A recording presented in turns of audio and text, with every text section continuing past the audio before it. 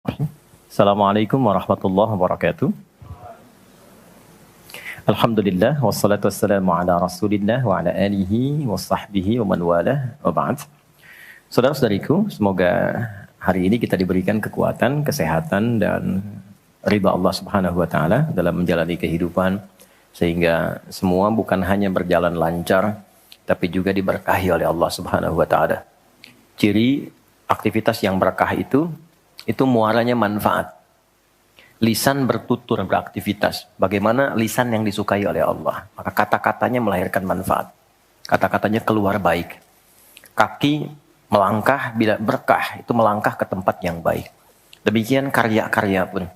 Anda boleh jadi desainer. Desainnya disukai Allah enggak? Jangan sampai mendesain sesuatu yang Allah enggak suka. Dunianya dapat. Tapi bekal akhiratnya tereduksi di dalamnya. Demikian pekerjaan yang Anda lakukan. Kalau bisa, konsepnya kan sangat ideal. Quran surah kedua ayat 201.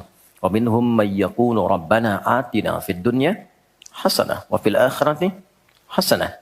Jadi mengejar akhirat itu konsepnya bukan meninggalkan dunia. Justru mengkreasikan dunia sehingga dia punya value akhirat.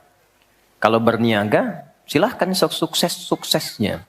Sekaya-kayanya. Dan konversikan kekayaan itu untuk mencari bekal yang Allah sukai. Wujudnya bisa macam-macam. Dengan kedudukan setinggi-tingginya. Sehingga bisa membuat kebijakan-kebijakan yang Allah senangi. Dengan ilmu seluas-luasnya. Sehingga banyak manfaat yang kita niatkan sebagai ibadah karena Allah. Dengan tenaga sebaik-baiknya. Mungkin ada yang di suara, mungkin ada yang di tangan, di kaki. Bilal kan cari surganya dengan suaranya. Dengan azan, bukan dengan harta. Bilal ditawari jadi hakim agung sepeninggal Nabi. Setaraf ketua MA gitu ya. Itu ditolak oleh beliau dengan halus. Karena beliau passionnya memang menggunakan suara. Bukan menggunakan yang lainnya. Baik. Saya minta maaf dalam dua hal. Yang pertama, saya agak pilek hari ini. Karena memang beberapa kegiatan kemarin agak padat. Yang kedua, kita akan agak sedikit cepat. Karena kami ada agenda safar hari ini. Karena itu kita agak berbeda, mungkin agak lebih cepat dan supaya waktunya lebih efektif. Seperti yang pernah kita sepakati bersama di bulan yang lalu, bahwa kajian kita akan terfokus pada pembahasan seputar sholat. Saya sudah buatkan kurikulumnya untuk sepanjang kajian ke depan, sehingga tahu apa yang mau dibahas, materinya sampai dengan waktunya. Mungkin nanti saya akan koordinasi dengan Mas Dimas atau dari musyawarah, kirimkan email. Saya nanti kirimkan baik dari materi pokoknya, schedule-nya apa yang mau dibahas di pekan keberapa, sampai dengan mungkin dasar PowerPoint-nya. Ada saya buatkan beberapa jadi PowerPoint. Baik, teman-teman sekalian, kenapa bahasan sholat menjadi penting? Ya, ini dulu. Dan menjadi bagian yang paling mendapatkan perhatian tinggi dalam Islam, baik di Al-Quran ataupun di hadis-hadis Nabi SAW. Semua Nabi itu menerima wahyunya di bumi. Rata-rata semua di bumi. Musa yang viral di Bukit Tur Sina, kan? Kemudian Isa alaihissalam di dekat pohon tin zaitun, wilayah Palestina. Demikian Nabi Daud dan seterusnya. Tapi untuk mendapatkan satu ibadah berupa salat khusus bagi Nabi Muhammad SAW, tempatnya spesial. Inda sidratil muntaha, indaha jannatul ma'wa. Nerimanya langsung di dekat surga, di sidratil muntaha. Itu kan oleh-oleh yang Isra Mi'raj itu kan, mendapatkan salat.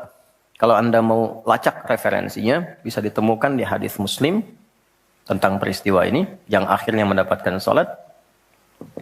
Subtopik yang nomor 1, kitab pertama, Kitabul Iman.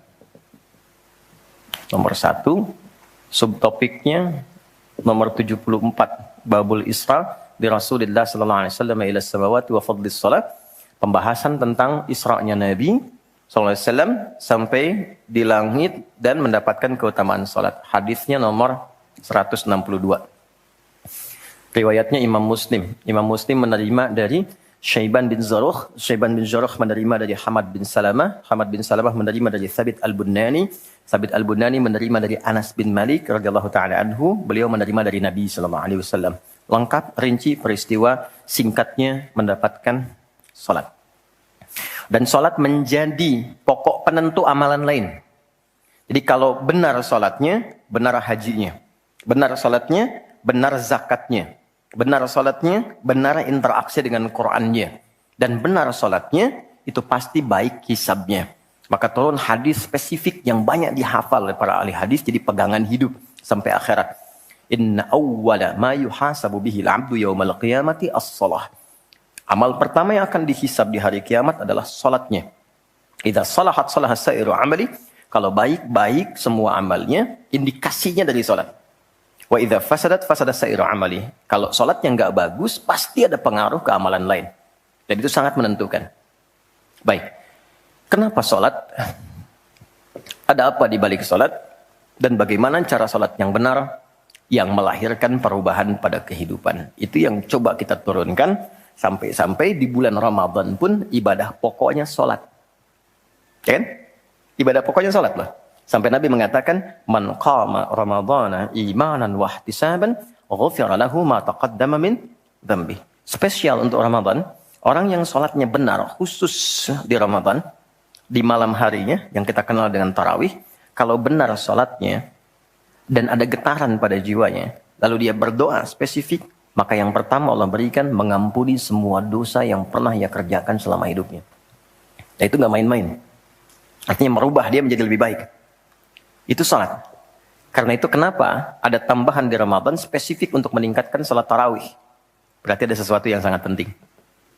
Yuk kita mulai. Pertama kita akan bahas dari segi nama.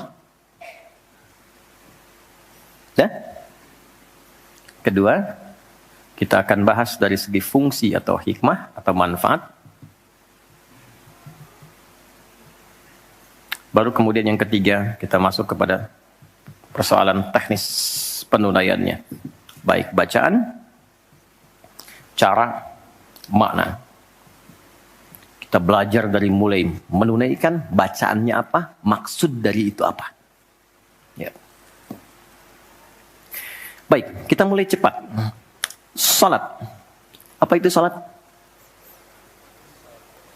Doa. Apalagi?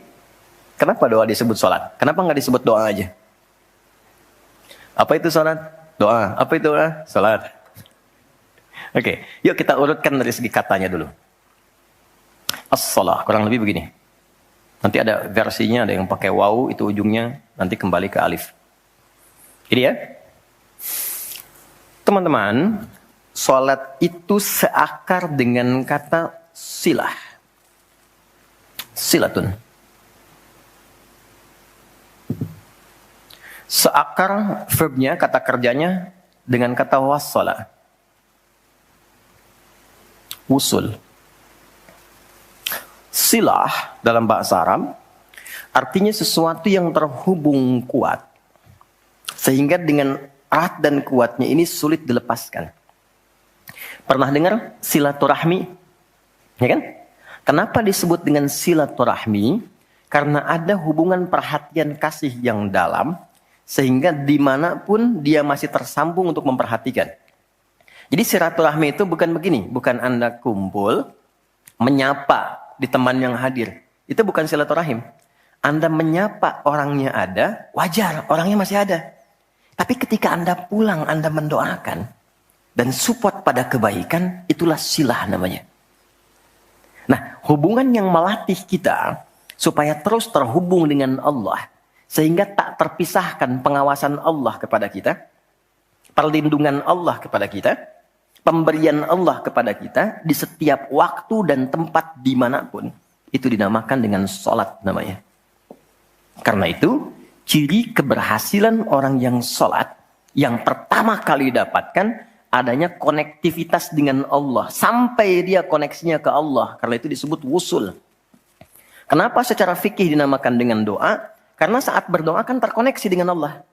Ya kan? Nah, doa yang terkoneksi secara formal kepada Allah itu disebut dengan sholat. Quran surah keempat. Dalilnya An-Nisa ayat 103. Quran surah 4 ayat 103. Paling kanan agak sedikit ke atas tuh di mushaf standar. Fa'idza qadaytumus salata. Maka jika Anda telah tuntas mengerjakan salat, fadhkurullaha. Maka cirinya dia akan cepat terkoneksi kepada Allah. Itu pengertian hikmahnya. Kalau pengertian fikihnya, habis salat cepat zikir. Zikir itu artinya terkoneksi, nyambung. Kenapa setelah sholat ada zikir lagi yang menyambungkan? Karena ada orang yang sejak saat sholat belum nyambung dengan Allah. Itulah sebabnya nanti kita akan belajar. Masih merasakan nggak? Pernah nggak begini? Sebelum sholat mau fokus nih. Tapi begitu takbir, Allahu Akbar. Yang akbar di lisan Allah. Tapi yang akbar di pikiran, project. Ya, status belum diupdate. Nyimpan sendal di mana? Jemuran belum diangkat. Ya kan? Ya, pernah nggak suasana itu hadir? Nah kan, nanti kita akan belajar. Nah, kalau akumulasi semua ingatan itu mengganggu khusyuk kita sehingga kadar khusyuknya kecil dan belum terkoneksi dengan Allah setelah sholat, maka coba zikir sampai nyambung. Idealnya ketika sholat selesai, itu punya konektivitas dengan Allah nyambung. Ingat Allah. Qiyaman. Baru dia berdiri jalan sudah ingat Allah. Makanya kalau ada orang keluar dari masjid dan dia nyambung dengan Allah, itu mustahil tertukar sendal. Oke? Karena saat dia pakai, dia merasa diawasi Allah. Ya Allah salah, bukan punya saya. Yang saya yang itu rupanya dia pakai, padahal dia ke masjid nggak pakai sendal. Ini memang ada yang salah dengan sholatnya. Oke? Balik ke sini. Maka kalau dia berjalan jalannya baik, kalau dia duduk bekerjanya baik, gak mungkin maksiat, gak mungkin menyentuh yang salah karena saat dia menyentuh dia merasa dilihat Allah. Itu yang disebut dengan ihsan namanya. Di orang yang punya koneksi dengan Allahnya kuat, itu akan mudah menjalani kehidupan. Anda punya koneksi dengan teman-teman yang punya kedudukan tertentu, aksesnya mudah kan? Anda punya koneksi dengan Allah, apa yang sulit bagi Allah? Masalah dikecilin, bukan gak dapat masalah. Masalahnya sama, bagi orang lain besar, bagi si fulan kok ringan. Karena sebelum mendapatinya, akses dia ke Allah tinggi, Allah ringankan untuk diterima di hatinya. Dilapangkan hatinya sebelum menerima persoalannya. Jadi ketika menerima persoalan, dia tinggal senyum aja, selesai. Macet, yang lain gelisah. Alhamdulillah macet. Bisa hafalan dulu, bisa baca dulu, bisa mengerjakan yang lain dulu. Ini semua dibaca dengan nyaman karena konektivitas yang tinggi dengan Tuhan. Jadi ternyata ketika diminta menunaikan ibadah salat, ada hal yang sangat besar yang Allah ingin berikan kepada kita semua. Saya ingin tanya teman-teman, berapa waktu yang Allah mintakan kepada kita untuk menunaikan salat? Berapa? Tiap hari kita kerjakan. 5 kan? 5 kan? Nomor koneksi dengan Allah. Masih ingat nomornya? 24434 klik. Naik. 2 subuh, 4 duhur, 4 asar, 3 maghrib, 4 isya kan? Ayo bikin status. Ya kan? 5 waktu kan? 5 waktu kan? Kenapa 5 waktu? Salah satunya, karena di dalam Quran diisyaratkan orang yang benar salatnya, sesuai yang dengan yang diajarkan Nabi, sesuai yang diisyaratkan Quran, akan mendapatkan 5 kemuliaan dalam hidupnya yang tidak didapatkan oleh orang yang tidak sholat. 5 ini. Itu yang coba kita akan keluarkan. Itulah sebabnya kenapa sholat sangat ditekankan, kenapa sholat diwajibkan. Karena Allah mewajibkan kita mendapatkan semua kebahagiaan dan kesuksesan yang kita ingin raih dalam kehidupan. 5 ini. Yuk kita mulai. 1. Izinkan saya memulai dari sini supaya kita punya motivasi untuk menunaikan sholat. Jadi kalau nggak tahu yang 5 ini, cara pandangnya kepada sholat jadi beban. Baru aja sujud, dasar lagi. Baru maghrib, udah isya lagi. Kan? Nah, ayo isya. Tadi kan udah maghrib. Kan? Pernah merasakan itu? Karena cara pandangnya menilai sholat sebagai beban. Padahal ketika Allah wajibkan, itu cara mewajibkannya bukan sebagai beban, sebagai motivasi yang mengantarkan pada keindahan. 1, kita cepat. Quran surah ke-20 di ayat yang ke-14. Tafsirnya Quran surah 13 ayat 28. Satu paket. Kita pakai Quran hadis aja ya, biar nggak bisa didebat. Oke, Quran surah ke-20 ayat 14. Innani anallahu la ilaha illa ana fa'budni wa aqimis salata li dzikri. Sayalah Allah, kata Allah. La ilaha illa ana. Gak ada Tuhan yang layak dipertuhankan kecuali saya. Ini kalau kita belajar ngaji tentang tauhid, ya, belajar mengaji tentang dasar keyakinan, akidah. Ini ayat yang paling real, yang paling mudah dipahami, yang paling kuat pengakuannya. Saya coba mengumpulkan koleksi beberapa kitab-kitab yang disucikan. Saya kumpulkan. Nggak ada satupun kecuali di Quran yang tegas mengatakan, Tuhannya langsung mengatakan. Tidak mewakili perwakilan. Sayalah Allah. Satu-satunya yang dipertuhankan, sembah saya. Coba di Quran. Kita simpan ini dalam bab tauhid. Sekarang kita teruskan. Bagaimana cara menyembahmu ya Allah? Fa'budni wa aqimis sholata lidzikri. Tunaikan sholat. Ya, sebagai pembuktian penyembahan kepadaku. Lidzikri. Untuk mengoneksikan dirimu denganku. Satu, sholat adalah pembuktian sebagai hamba. Pembuktian iman. Pelan-pelan. Yang pertama,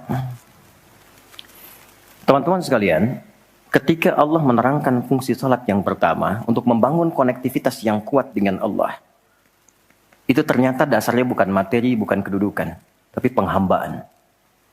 Supaya engkau membuktikan diri engkau itu hambaku, sembahku, lewat salat.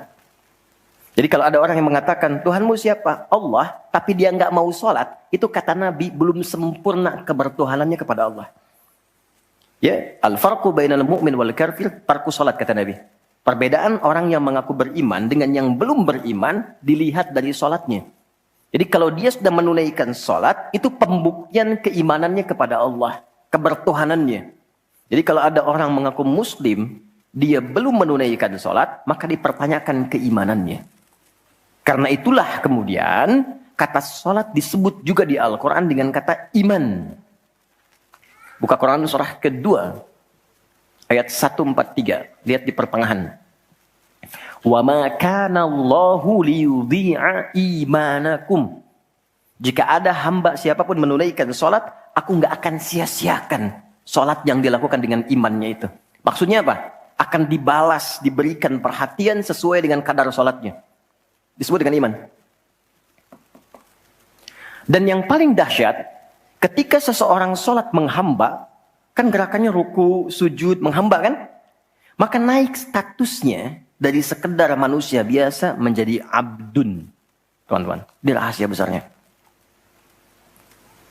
Perintahnya, fa'budni, yang kita baca, iyyaka na'budu, asal katanya dari kata abada, orangnya abdun. Jamannya ibad. Dan tidak pernah disebutkan dalam Quran kata abdun kecuali untuk mengangkat derajat hamba di hadapan Allah. Contoh. Nabi Muhammad ketika peristiwa Isra dan Mi'raj dipanggilnya dengan nama apa? Quran surah 17 ayat 1. Subhanalladzi asra bi'abdihi. Tidak disebut nabi, tidak disebut rasul, tapi abdun. Nabi Sulaiman ketika diberikan kekuasaan besar, punya kedudukan yang hebat sampai menundukkan awan. Ya, sebelum Songgohan punya awan kinton, Nabi Sulaiman sudah punya duluan. Suzuki Yatanabe tahun 96 kan, bikin komiknya. Saya nggak terlalu baca itu atau tonton, tapi saya tahu. Itu awan ditundukkan, angin bolak-balik. Ketika mendapatkan kedudukan itu, sifat yang disebutkan abdun, bukan nabi, bukan rasul. Quran surah 38 ayat 30. Wa wahabna li Dawuda Sulaiman ni'mal abdu. Oke, Nabi Zakaria alaihissalam ketika akan diangkat statusnya dari suami menjadi ayah dan sudah berharap tinggi, dikabulkan, naik status, diberikan anugerah, disebutnya dengan abdun. Quran surah 19 di ayat yang kedua. dzikra rahmati rabbika abdahu Zakaria. Nabi Nuh diangkat status memimpin kelompok generasi manusia setelah Nabi Adam. Naik ke kapal, jadi pemimpin besar. Begitu diangkat, yang disebut statusnya abdun. Quran surah 17 ayat 3. Innahu kana abdan syakura. Kenapa disebutkan abdun? Abdun itu sifat penghambaan. Semakin tinggi ibadahnya, semakin tinggi pendekatannya ke Allah, semakin diangkat. Jadi dengan Allah itu karena Allah Khalik, kita makhluk. Laisa kamitslihi syai', enggak sama sifatnya. Jadi kalau ke Allah itu jangan terlalu ngangkat. Kalau tinggi direndahkan, kalau rendah ditinggikan. Karena itu kenapa saat sholat kita merendah supaya ditinggikan. Itu poinnya. Jelas ya? Itulah sebabnya kenapa Nabi dijamin surga, turun surah Al-Kautsar itu satu-satunya Nabi yang sebelum wafat turun surganya. Rasulullah dengan turunnya surah Al-Kautsar. Kenapa? Salah satunya karena ibadahnya. Coba lihat kesaksian Sayyidah Aisyah itu di Al-Bukhari nomor hadis 1147. Kedatangan tabi'in namanya Abu Salamah bin Abdurrahman tanya bagaimana sholat malamnya Nabi. Kata Sayyidah Aisyah, jangan ditanya panjang dan khusyuknya. Panjang dan bagusnya. Beliau memang sholatnya 4 rakaat di awal, tapi jangan tanya panjang dan bagusnya. Beberapa sahabat dulu pernah pengen tahu, penasaran. Diikuti sholat di belakang Nabi. Ternyata rakaat pertamanya dikira Al-Baqarah 100 ayat akan ruku. Ternyata disambungkan ke 286 ayat sampai selesai. Dikira setelah selesai akan ruku. Ternyata Alif Lam Mim lagi, Ali Imran sampai selesai. 200 ayat. Dikira ternyata setelah La'alakum Tuflihun 200 ayat Ali Imran akan ruku. Nyambung An-Nisa 176 ayat. Baru kemudian ruku setelah 5 juz 4 halaman. Ruku. Besoknya orang-orang ini nggak ikutan lagi. Udah. Lain memang levelnya. Salam. Tersentuh kaki Nabi itu dengan tangan Sayyidah Aisyah. Ini menunjukkan sederhana kehidupannya. Bayangkan kan, suami sholat, istri tidur, nyentuh bagian kaki. Kira-kira tidurnya, alasnya di mana tuh? Nabi besar loh, ahli surga, hebat, pemimpin besar. Kehidupan demikian. Tapi kalau sedang beramal, kaya. Sodakoh, kaya. Sholat, kaya. Kakinya bengkak. Kata Sayyidah Aisyah, kenapa begini ya Rasulullah? Alam takun madmuna, alam takun ma'sumah. Engkau kan dijamin surga, surahnya sudah turun. Engkau dijaga dari kesalahan maksum. Jawabannya ringan sekali. Afala akunu abdan syakura, abdun. Apa enggak boleh aku menjadi hamba yang bersyukur? Ternyata syukur itu kalau dulu para nabi itu pakai ibadah. Jadi kalau dapat nikmat nih teman-teman, ini rahasia hari ini ya. Di antara kita saja ya. Karena saya enggak bagi di yang lain nih, cuma di sini nih. Ya. Para nabi itu, kalau mereka dapat nikmat apapun, itu yang dilakukan syukur. Dan syukurnya lewat ibadah. Contoh, biasa kan suka hadir ulang tahun ya. Masuk ulang tahun kesekian. Nabi tiba-tiba hari Senin puasa. Ditanya oleh sahabat, ya Rasulullah kenapa puasa? Kata Nabi, ini hari lahirku. Jadi mensyukuri nikmat kelahiran dari waktu yang telah berjalan, itu pakai ibadah. Begitu dapat anugerah surga, turun Al-Kautsar, malah diminta ibadah oleh Allah. Inna a'tainakal. Setelah itu apa? Fasholli li rabbika. Tingkatkan sholat, tambahkan amal lewat harta. Jadi jaminan surga itu bukan menghentikan amal soleh. Anda sukses dengan pekerjaan, bukan berarti menjadikan hubungan Anda terputus dengan Allah. Yang paling aneh kan Allah udah ngasih rezeki banyak, kok dipakai maksiat hasilnya?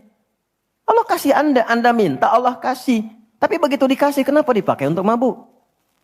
Kenapa dipakai untuk maksiat? Kenapa dipakai untuk membeli sesuatu yang Allah nggak sukai? Kan ada perjuangan mendapatkan itu. Makanya dibalik caranya. Ketika Anda menghamba, menunduk, Allah mengangkat. Tapi kalau Anda mengangkat, Allah turunkan serendah-rendahnya. Ini rumus pertama. Jadi ternyata ketika kita diminta menghamba dalam sholat, itu adalah jembatan pertama bagi Allah untuk mengangkat kita dengan derajat tertinggi. Paham? Oke, satu. Jadi kalau ke anak-anak begini kalau tanya, Mah kenapa sih harus sholat? Supaya kamu jadi hebat. Gitu. Kok bisa? Lihat Umar. Sebelum sholat. Orang biasa. kerjanya begini, cuman jalan-jalan, mabuk dan sebagainya. Tapi setelah sholat, dia jadi pemimpin yang sangat hebat. Dia hafal sekian bahasa. Dia dirikan sekolah-sekolah. Pemikirannya hebat, tangguh orangnya. Di mana-mana dikagumi. Itu. Kalau ada karyawan Anda bertanya, kenapa Pak harus sholat? Supaya kita makin sukses proyeknya. Makin banyak omsetnya. Coba lihat Abdurrahman bin Auf. Bukankah sebelum dia sholat dia kaya tapi biasa, malah hilang kekayaannya. Tapi setelah dia sholat dan dia praktekkan makna-makna dalam sholat, meningkat level kekayaannya sampai yang ketiga tertinggi. Dari kaya banget, kebangetan kayanya. Kapaknya terbuat dari emas kan? Abdurrahman bin Auf. Itu setelah sholat. Itu viral sekali kisahnya. Ya, jadi ini bagian pertama. Jadi ketika ada panggilan hayya 'alas shalah, atas jak Allahu Akbar, rasakan panggilan itu ingin mengangkat derajat kita. Jadi kalau panggilan sholat itu dipahami sebagai hanya tuntutan ibadah, nanti jadi beban. Allahu Akbar, masih ngantuk ya Allah. Tapi ketika Anda sudah merencanakan, kan malamnya kita bikin kurikulum, kan kegiatan kita tuh nyambung. Malamnya istighfar, menyiapkan kurikulum untuk besok. Istighfar itu mengoreksi yang belum bagus apa hari sebelumnya. Katanya pengen ke surga, surganya Firdaus, tapi sholatnya masih bolong-bolong. Baca Quran belum maksimal, sedekah belum ada. Kita koreksi besok direncanakan. Saya pengen sholat di tempat ini. Besoknya saya akan misalnya mengerjakan ini, capaiannya ini. Bikin kurikulum A sampai Z. Begitu kita bangun tidur, dipanggil. Allahu Akbar.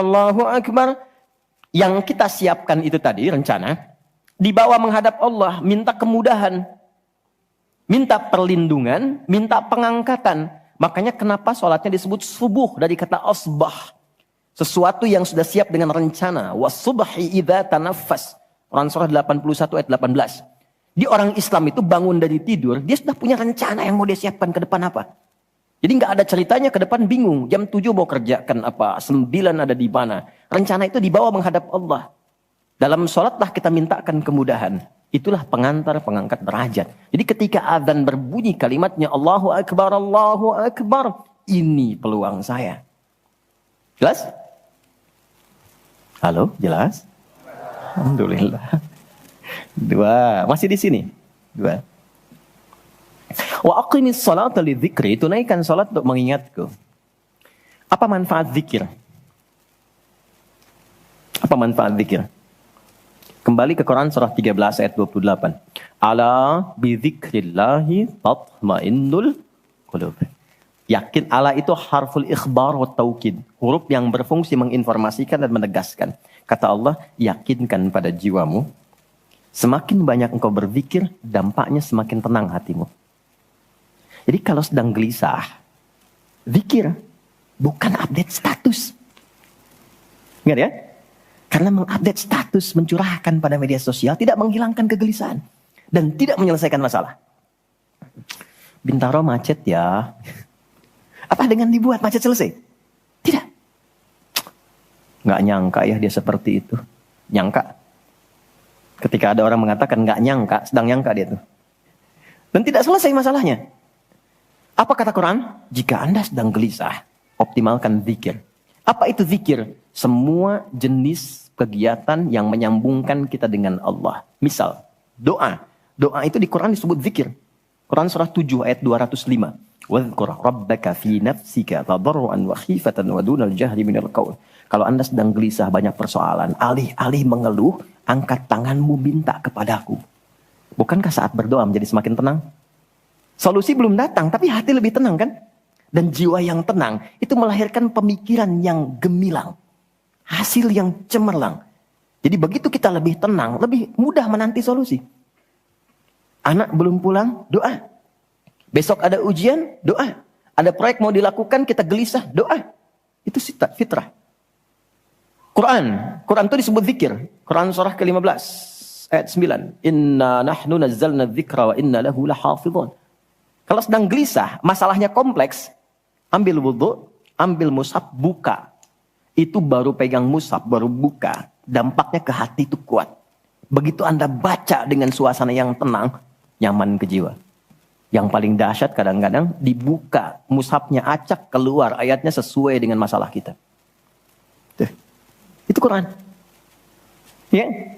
Apalagi kalimat thayyibah. Subhanallah, alhamdulillah, Allahu akbar, masya Allah, astagfirullah. Itu zikir. Quran surah 4 ayat 103. Fa idza qadaytumus salata fadhkurullaha. Makanya ketika Anda mendapatkan nikmat, alhamdulillah, hati lebih tenang. Tidak menggunakan nikmat dengan hal-hal yang tidak positif. Ada sesuatu, astagfirullah. Ada keluhan, ya Allah. Lebih tenang. Akumulasi semua bentuk zikir itu ada dalam salat. Di salat ada subhanallah? Ada. Ya. Di salat ada alhamdulillah? Ada. Di salat ada Allahu Akbar? Dibuka dengan takbir. Di salat ada Quran? Ada. Al-Fatihah, Quran. Kita salat baca Quran. Apa lagi? Apakah di salat kita kemudian membaca kalimat thayyibah? Baca. Berdoa? Iya, isinya semua doa. Maka ketika semua jenis zikir dikumpulkan, itu berubah menjadi salat. Dan kalau satu zikir saja membuat tenang, apalagi salat. Makanya salat itu jangankan ibadahnya, tempatnya saja bikin tenang. Coba teman-teman, ikhwan ya. Anda ada masalah nih di kantor, mampir ke masjid. Itu buka pintu masjid baru masuk, udah tenang. Enak. Makanya saya sering katakan, sering share dengan beberapa kawan, Anda kalau sedang kerja, coba pulangnya jangan langsung ke rumah. Mampir ke masjid dulu. Yang terdekat ya dengan rumah. Yang terdekat. Mampir ke masjid, sholat 2 rakaat. Di situ sampaikan, ya Allah, aku telah berikhtiar seperti apa yang telah Engkau perintahkan. Dan aku bertawakal akan rezeki yang telah Engkau tetapkan. Itu begitu Anda selesai berdoa pulang, yang dibawa ke rumah aura masjid bukan aura kantor. Dan istri anak-anak di rumah mendapatkan ketenangan yang sempurna. Jadi nerima antum itu nerima dalam keadaan yang penuh dengan ketenangan. Jadi ketika menyambut anak, ayah, papa, papi, buya, antumnya tuh udah enak nerimanya. Coba kalau nggak percaya, rasakan itu. Ke masjid tuh beda. Dibanding rumah sendiri, rumah Allah lebih tenang kan? Itu baru tempatnya. Dan puncaknya Ka'bah. Yang menjadi kiblat. Itu ada di Quran, surah kedua, ayat 125. Wa idh ja'alnal baita mathabatan linnasi wa amna. Dan pelajari, pahami, renungi. Ketika aku tetapkan dengan keagunganku, Ka'bah pusat ibadah yang menenangkan. Sebanyak apapun Anda punya kesulitan, depan Ka'bah itu ngalir air mata, tenang aja. Gitu. Pancarannya masjid. Ya. Masya Allah ya. Nah, amalannya sholat. Jadi ambil suasana itu, bawa ke dalam diri kita untuk menghasilkan apa yang kita harapkan. Yang kedua, di intinya kalau sedang tidak tenang, gelisah, ada persoalan, atau bahkan ya, untuk menentukan satu urusan. Kalau Anda bingung, merasa ada saingan yang tidak sehat, merasa ada orang-orang yang mungkin mengganggu, lakukan sholat sebelum berangkat. Tahu Imam Al-Bukhari ya? Beliau menulis Sahih Al-Bukhari kan? Itu sebelum menulis setiap satu hadis, sholat 2 rakaat. Kalau tenang, baru dituliskan. Tidak tenang, beliau sholat kembali. Ditulis di Masjidil Haram, diselesaikan di Masjid Nabawi. Itulah sholat. Makanya semua nabi yang pernah bertugas di bumi, itu sholat. Dan kita yang paling sempurna caranya. Nabi Isa, Yesus, sholat. Quran surah 19, ayat 31. Sampai 33-nya. Wa ausani bis sholah. Allah mewasiatkan padaku untuk sholat. Nabi Zakaria, sholat. Quran surah ketiga, ayat 39. Fanadatul malaikatu wa huwa qa'imun yusalli fil mihrab. Salat. Nabi Ismail, kakek Nabi ke-29, bahkan meminta keluarganya disiplin salat. Quran surah 19, Maryam ayat 55. Wa kana ya'muru ahlahu bis shalah. Jadi kalau kita urutkan dari awal sampai ke Nabi Muhammad sallallahu alaihi wasallam, atau kita tarik mundur dari Nabi Muhammad ke Nabi Adam alaihissalam, tidak ada satupun nabi yang bertugas di bumi kecuali mereka salat. Muhammad SAW bin Abdullah bin Abdul Muttalib bin Hashim bin Abdul Manaf bin Qusay bin Murrah bin Kilab bin Ka'ab bin Ghalib bin Fihir bin Malik bin Nadar bin Kinana bin Khuzaimah bin Mudrika bin Ilyas bin Nizar bin Mudar bin Ma'ad bin Adnan bin Adi bin Adri bin Muqawwam bin Nahur bin Ya'rub bin Yasjub bin Ismail alaihissalam bin Nabit bin Ismail alaihissalam bin Ibrahim alaihissalam bin Adhar bin Nahur bin Abir bin Kinan bin Arfakhshad bin Sam bin Nuh alaihissalam bin Mihlail bin Matusyala bin Kinan bin Anwas bin Tith bin Adam alaihissalam. Semua tersambung. Ayo ulangi. Semua sholat. Oke? 3. Quran surah 29 ayat 45. Salat bila dikerjakan dengan benar akan merubah pelakunya menjadi lebih baik. Secara singkatnya, salat mendidik kita menjadi pribadi yang baik. Nah, sumber keburukan itu yang menjadi lawan dari baik itu ada 2. Jadi kalau ada orang yang tidak baik, anak yang kurang baik, ayah yang kurang baik, ibu yang kurang baik, itu artinya ada satu dari 2 ini yang melekat pada dirinya.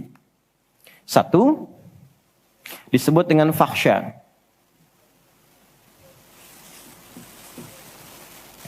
Keburukan yang bersumber dari syahwat. Maaf, kata-kata kotor, jorok, zina, LGBT, pornografi, porno aksi, dan semisalnya. Itu fahsya. Jadi nggak mungkin orang sholat, kata-katanya jorok. Perilakunya menyimpang. Nggak mungkin. Karena sholat mencegah itu. Atau mungkar, maaf, keburukan yang bersumber dari nafsu perut dan akal. Mencuri, korupsi, mencela, berdusta, membunuh, merampok, menyakiti, dan semisalnya. Itu mungkar. Makanya ketika seseorang berbuat itu, hatinya mengingkari. Itu disebut mungkar. Hatinya mengingkari. Maka orang sholat, pasti bila sholatnya benar, karena dia tersambung dengan Allah, fahsya dan mungkarnya tertekan. Yang muncul jiwa baiknya, jiwa takwanya. Ketika yang muncul kebaikannya, yang buruknya ditekan, maka yang keluar dari semua bagian tubuhnya, semuanya perilaku baik. Itulah sebabnya ketika Allah berfirman tentang hal ini, disampaikan di Quran surah 29 ayat 45. Inna sholata tanha anil fahsya wal munkar. Mengujinya gampang. Kita uji dengan sejarah pendekatannya. Semua masyarakat di era Nabi, itu kan sebelum masuk Islam, perilakunya itu sangat menyimpang. Tidak kenal kebaikan. Tak kenal kebaikan itu jahlun namanya. Orangnya jahil. Kalau disatukan jadi jahiliyah. Gak kenal kebaikan. Ya, maaf, yang mencuri banyak, zina khatam. Ya, perilaku menyimpang banyak. Disebutnya jahiliyah. Tapi ketika datang risalah Islam, yang diajarkan pertama salat. Salat merubah mereka dari jahiliyah menjadi khairu ummah. Kalau ada yang paling jujur itu, yang paling dermawan itu, yang paling baik itu, paling disiplin itu. Kok bisa salat ditunaikan bisa merubah seseorang jadi lebih baik? Ada sesuatu dalam salatnya. Itu yang nanti kita akan pelajari. Itulah sebabnya kenapa anak-anak dari kecil usia 7 tahun khususnya yang diajarkan sholat. Masih ingat hadisnya? Ya, saat anak berusia 7 tahun ajarkan sholat. 10 tahun dia masih malas, beri pelajaran yang membuat dia mengerti. Bukan berarti harus memukul ya. Kalau di Arab adatnya begitu, itu biasa. Doroba itu memberi pelajaran maksudnya. Kurangi uang jajannya, berikan pelajaran yang baik kepada dia supaya mengerti kenapa mesti sholat. Kenapa dari usia 7 tahun? Supaya anak itu tumbuh jadi baik. Itu maksudnya. Cuma anak sekarang advance. Gen Z yang sekarang itu sebelum sholatnya sempurna, TK sudah manasik ya. Enggak apa-apa sih, cuma ini maksimal kalau yang kedua ya. Oke, 4, saya cepat karena waktu kita terbatas. 4. Sholat bila dikabulkan, bila dilakukan dengan benar. Saya ulangi, sholat bila dilakukan dengan benar. Sesuai isyarat petunjuk Al-Quran dan contoh yang disampaikan Nabi, maka bisa mempercepat terkabulnya doa. Oke? Mempercepat terkabulnya doa. Itulah kenapa secara bahasa sholat disebut doa. Kalau benar mengoneksikan diri kita dengan Allah sang pengabul doa, koneksinya cepat, sinyalnya kuat, itu nggak ada sekat, menggoncang aras, langsung dikabulkan. Dan nggak ada jeda. Oke, Quran langsung, surah ketiga, ayat 38 sampai 39. Surah 3 Ali Imran, ayat 38 sampai 39. Kita belajar dari kisahnya Nabi Zakaria alaihi salam. Contoh kecil sekali. Secara singkat sudah berumah tangga, sudah sekian lama, rambut sudah memutih, fisiknya sudah letih, itu dilukiskan di surah Maryam nanti, ayat 1-9 kita dapati. Istri divonis secara medis, nggak mungkin punya keturunan. Secara medis loh, sudah menopause dan maaf, mandul. Secara medis nggak mungkin, secara klinis nggak mungkin. Tapi ini yang paling hebat. Jika manusia, catat ini baik-baik ya. Jika manusia sudah menyimpulkan nggak bisa, itu tanda langsung dari Allah supaya menengadahkan permohonan langsung kepada Allah tanpa campur tangan makhluk. Karena Allah ingin mengabulkan apa yang Anda minta secara langsung, bukan lewat campur tangan makhluk. Baca itu. Dan pahami untuk tidak putus ikhtiar. Jadi kalau rahmat Allah itu jangan dibawa dengan putus asa. La taqnatu mir rahmatillah. Jangan pernah putus asa. Jadi jangan ada bahasa begini, ya nggak mungkin, ya nggak bisa. Jangan diambil. Begitu orang mengatakan nggak mungkin, itu tanda dari Allah. Allah ingin memberikan langsung tanpa campur tangan manusia. Maka apa yang dilakukan Nabi Zakaria? Beliau kemudian sholat di mihrabnya Maryam. Ini saya sedikit bahas tentang mihrab, sedikit saja.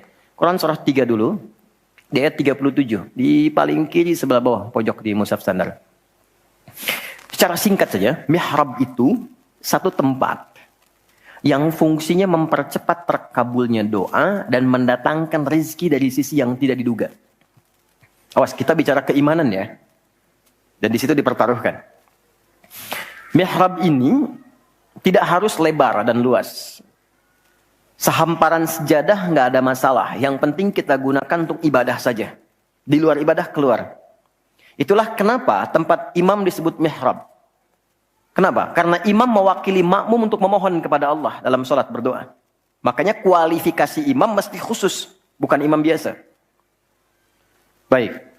Kemudian tidak harus di masjid. Di rumah boleh dibikin. Maryam pernah dibuatkan mihrab. Saat beliau mengkhususkan diri ibadah, di situ apa yang terjadi? Fataqabbalaha rabbuha biqabulin hasanin wa ambataha nabatan hasanan wa kaffalaha Zakaria. Kullama dakhala 'alayha Zakaria al-mihrab wajada 'indaha rizqa. Qala ya Maryam anna laki hadha? Qalat huwa min 'indillah. Innallaha yarzuqu man yasha' bighairi hisab. Ini poinnya. Setiap Nabi Zakaria mengantarkan kebutuhan Maryam, pakaiannya, makanannya, kebutuhannya, itu sudah ada. Dan ingat, status Nabi Zakaria itu Nabi loh.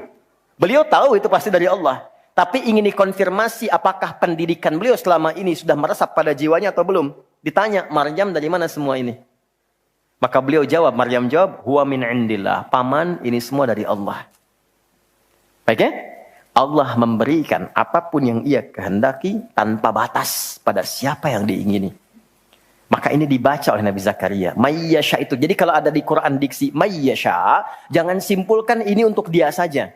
Maksudnya, jadi seperti dia, maka Allah akan berikan seperti Allah berikan kepada dia. Maka Nabi Zakaria kemudian sholat di mihrabnya Maryam itu. Minta sesuatu yang selama ini kata orang terbatas. Apa yang dilakukan? Sholat. Dalam sholatnya minta. Perhatikan cara mintanya. Satu, menyebut nama Allah sesuai kebutuhan. Jadi Allah bentangkan semua nama terkait semua kebutuhan kita. Anda butuh rizki, sebut ya Razak. Anda butuh ilmu, sebut ya Alim. Ya kan? Anda butuh ketahanan mental diri, sebut ya Sabar. Itu 99 tersebar. Itu rumusnya di Quran surah ke-17 ayat 110. Quran surah 17 Al-Isra ayat 110. Qul id'ullaha aw id'ur rahman ayyamma tad'u falahul asmaul husna. Kalau Anda punya persoalan, segera curhatkan kepada Allah, minta, berdoa.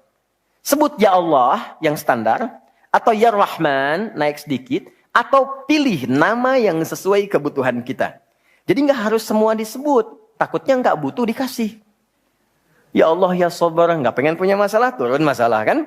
Nah, Nabi Zakaria divonis ada keterbatasan, nggak mungkin diberi. Maka beliau meminta dengan nama Allah yang memberi tanpa batas. Dalam bahasa Arab disebut dengan Wahhab, pemberi tanpa batas. Kalau dialihkan jadi bentuk permintaan, fi'lil amri lit talab. Bukan perintah di sini tapi untuk meminta. Maka rubah kalimatnya jadi hab. Kalau untuk pribadi, habli. Untuk komunal banyakan, hablana. Karena ini kasusnya pribadi, maka di ayat 38 beliau meminta, hunalika di mihrabnya Maryam, da'a Zakaria rabbah. Berdoalah Nabi Zakaria kepada Allah Rabbnya. Perhatikan, qala rabbi habli min ladunka dzurriyyatan thayyibah innaka sami'ud du'a. Ini fikih doa yang penting dipelajari. Ya Allah, ini kalau terjemah bebasnya begini. Mereka mengatakan, aku nggak mungkin punya keturunan. Maka aku memohon darimu saja yang tidak punya batas dalam pemberian. Mereka katakan aku nggak mungkin. Aku memohon kepadamu yang tidak punya batas dalam pemberian. Innaka sami'ud du'a, sungguh engkau pasti mendengar doaku. Kalau kepada yang maha mendengar tidak terkabul juga, kepada siapa lagi aku mesti memohon?